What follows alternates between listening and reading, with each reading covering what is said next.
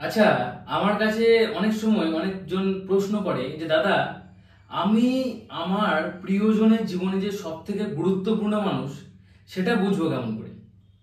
আমার তার জীবনে কতটা গুরুত্ব আছে সেটা বুঝবো কেমন করে?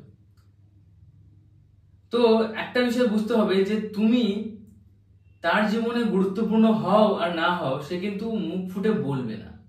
কারণ অনেক মানুষ আছে যারা সামনের মানুষটাকে ছোট করতে চায় না। সামনের মানুষটার সাথে যেহেতু তার বিয়ে হয়ে গেছে বা যেহেতু সে সম্পর্কের মধ্যে আছে, তাই সে এখানে আর বিচার বিবেচনা করে না, করা উচিত নয়।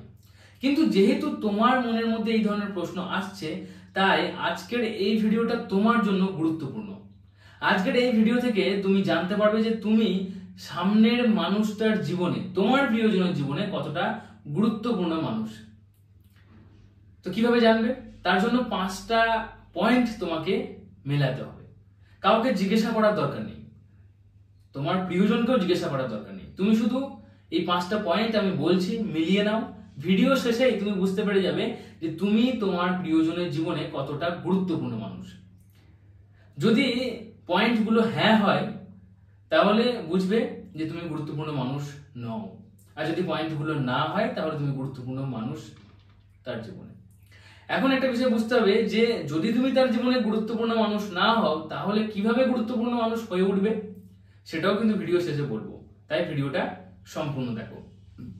আচ্ছা, তোমার জীবনে যদি কোনো সমস্যা থাকে বা সম্পর্ক যদি কোনো সমস্যা থাকে সেটা নিয়ে তুমি আমার সাথে ডিসকাস করতে পারো। তার জন্য আমার ব্লগ চ্যানেলটা সাবস্ক্রাইব করে নাও। ব্লগ চ্যানেলের লিংক প্রত্যেক ভিডিও ডেসক্রিপশন বক্সে পাবে। ব্লগ চ্যানেলের নাম শান্তিনিকেতনের শান্তনু।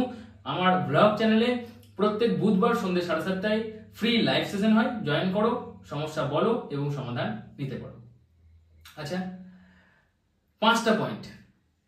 ফার্স্ট পয়েন্ট, নিজেকে প্রশ্ন করো যে যদি তুমি তার জীবনে না থাকতে এবং অন্য কেউ থাকতো, ধরো তুমি তার জীবনে নেই, অন্য কেউ থাকতো, তাহলে সে কি ভালো থাকতো?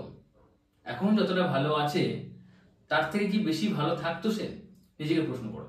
কারণ এখানে তুমি তার কোয়ালিফিকেশন, তার কোয়ালিটি, সে কতটা ভালো কতটা খারাপ, তার কতটা অ্যাচিভমেন্ট সবকিছু তুমি জানো এবং তুমি নিজেরটাও ভালো করে জানো। তাই তুমি বুঝতে পারবে যে তার জীবনে অন্য কেউ এলে সে ভালো থাকবে কিনা। প্রশ্নটা নিজেকে করো, বারবার ঘুরিয়ে ফিরিয়ে করো। যদি উত্তরটা হ্যাঁ হয় যে হ্যাঁ, অন্য কেউ যদি তার জীবনে থাকতো তাহলে সে ভালো থাকতো, তাহলে বুঝবে যে তুমি তার জীবনে গুরুত্বপূর্ণ মানুষ নও। সেকেন্ড, নিজেকে আবার প্রশ্ন করো যে তার জীবনে যদি অন্য একটা মানুষ থাকতো তাহলে কি তার কর্মজগৎটা ঠিক হয়ে যেত? এই পৃথিবীর মধ্যে বহু মানুষ এমন রয়েছে যারা শুধুমাত্র এমন একটা পার্টনার চুজ করেছে যার জন্য সে বড় সেলিব্রিটি হয়ে গেছে, বড় ক্রিকেটার হয়ে গেছে, নোবেল শোধও পেয়ে গেছে।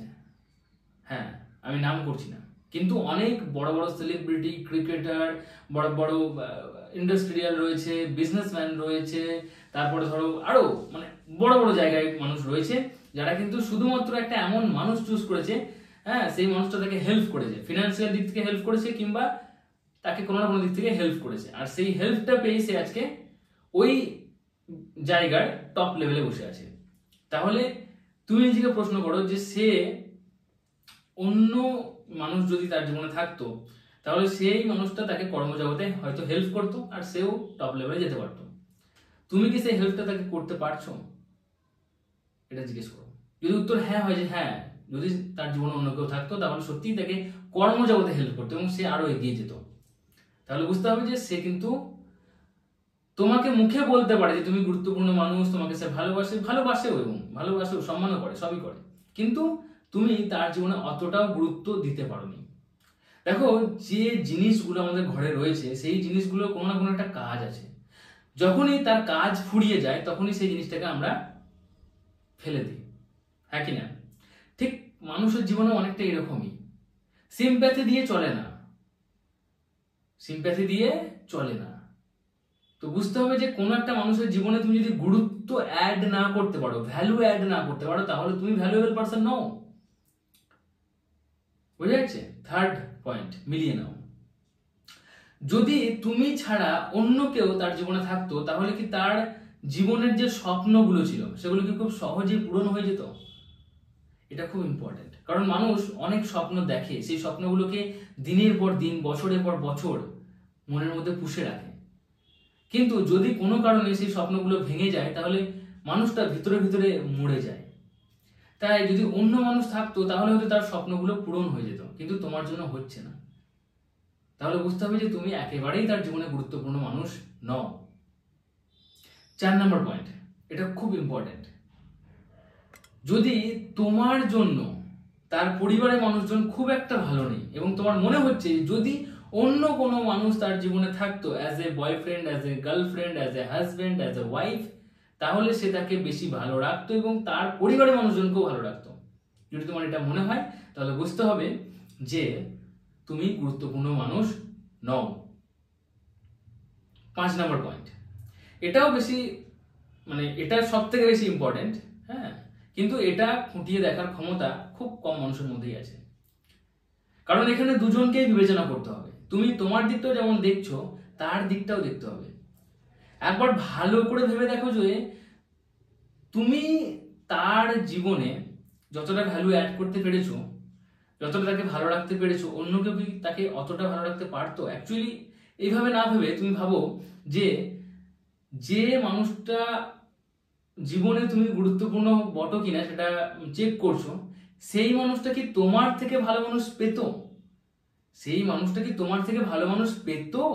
এটা হওয়া দরকার। কারণ অনেক সময় আমরা সামনের মানুষটাকে এতটা বেশি ভালোবাসি, এতটা বেশি সম্মান করি যে আমরা নিজেই তাকে একটা উঁচু লেভেলের সম্মানের সিংহাসনে বসিয়ে দিই। তাই আমাদের মনে হয় যে সামনের মানুষটা খুব উঁচু তলার মানুষ, কিন্তু বিষয়টা তেমন নয়। তাই ভালো করে বিচার বিবেচনা করো এবং তার সব রকম কোয়ালিফিকেশন, তার সবকিছু দেখে তুমি বিচার করো যে সে সত্যি কি অন্য কাউকে পেত আদৌ।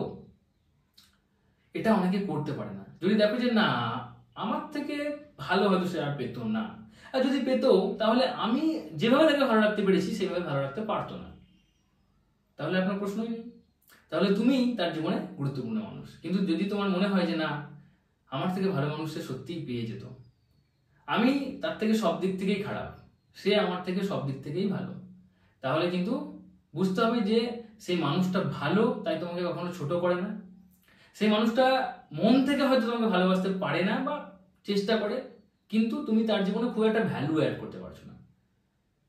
কারণ অন্য কোনো মানুষ যদি তার জীবনে আসতো তাহলে তার জীবনটা শুধুমাত্র সুখ দিয়ে ভরিয়ে দিত না, বরং তার এবং তার পুরো ফ্যামিলির সুখের দায়িত্ব সে নিয়ে নিত।